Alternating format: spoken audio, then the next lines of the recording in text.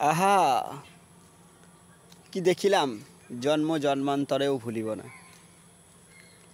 আচ্ছা বন্ধুরা, দেখেছেন কত সুন্দর সবুজ সবুজ পাতা, তার মধ্যে লাল গোলাপি হালকা বেগুনি ফুল ধরে আছে।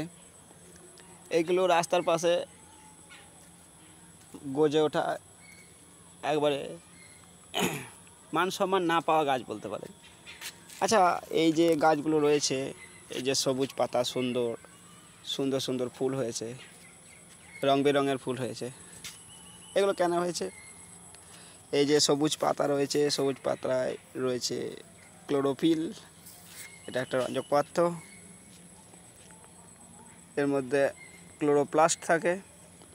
এই যে ফুলগুলো বিভিন্ন রং বেরঙের কালার হয়েছে, এই ফুলগুলো, এটাও প্লাস্টিকের কারণে। এখানে ক্রোমোপ্লাস্টিক বলে রঞ্জক পদার্থ থাকে, যে কারণে এই ফুলগুলো বিভিন্ন রং ধারণ করতে পারে।